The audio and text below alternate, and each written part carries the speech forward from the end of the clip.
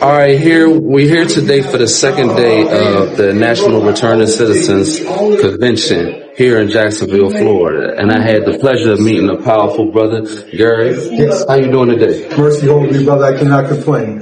So you shared with me some of your story, but would you like to share with the people a little bit about your background and what you're doing? Yes. Well, being one that was in the throes of trauma, not knowing, there wasn't a name for it when I grew up. Generational trauma, throes of addiction. My mother had the disease of alcoholism, led to maladaptive behaviors. You couldn't find your way in this life, and so I attached to certain things. Martial arts gave me an identity. I became very proficient in martial arts, but there was still the trauma that was never dealt with.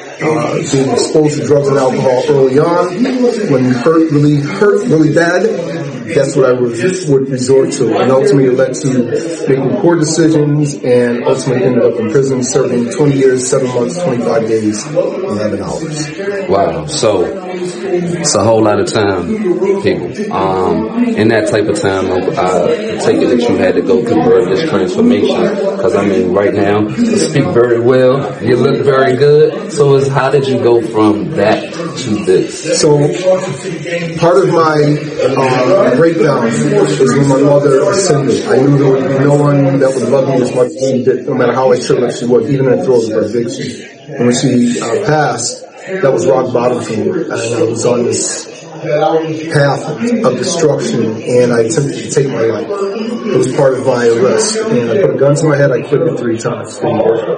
While incarcerated, again, the shock of it all, the first couple of hours I was there, first couple of days, I attempted to take my life.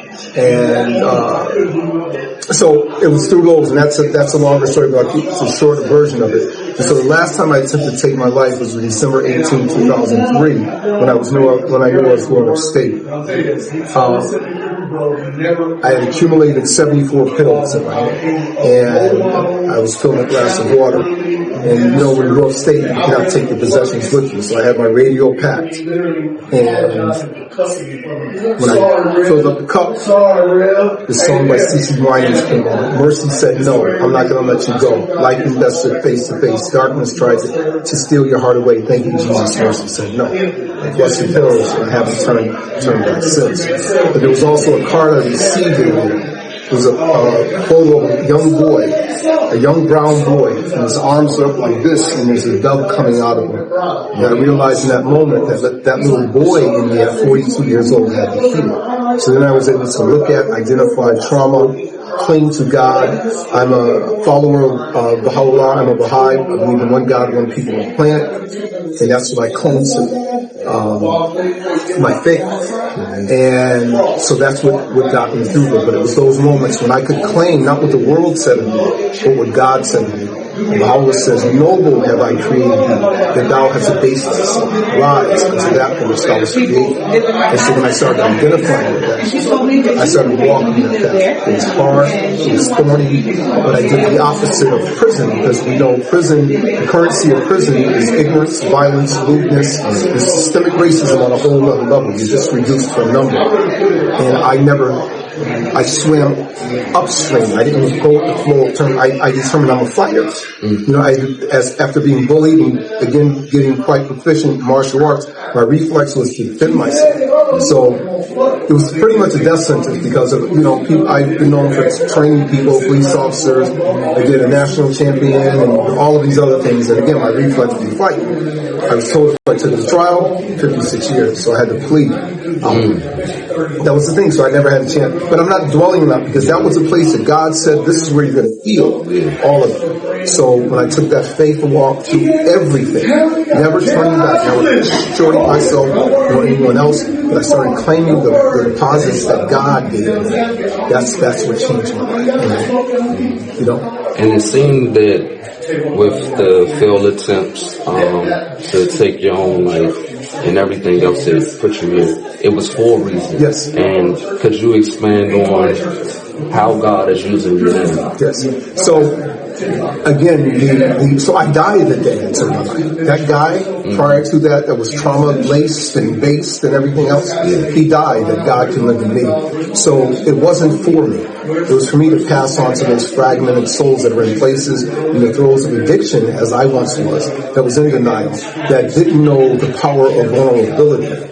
So to embrace that, how he preserved me, it was for me to reach out to those that are in the throes of that now, that feel like nothing, they're nobody. Again, so for example, my birth certificate literally reads Blank Ballard.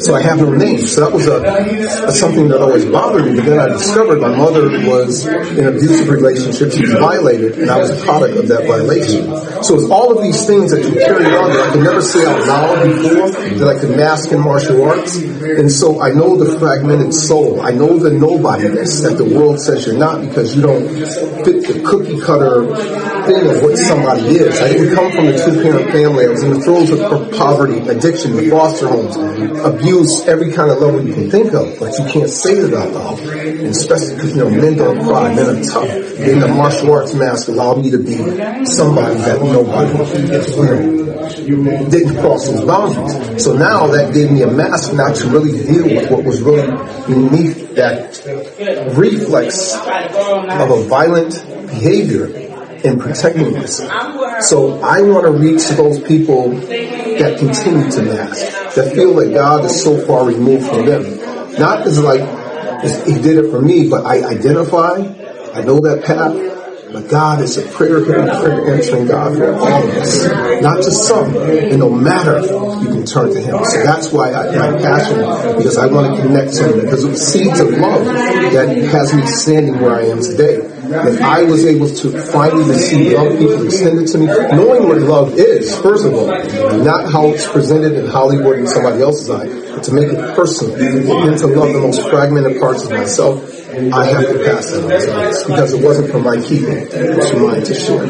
So how would somebody get that information from you? What's your contact? So my contact, I'm on LinkedIn. I leave my Garry Ballard, Garry.Ballard, number 2 at iCloud.com.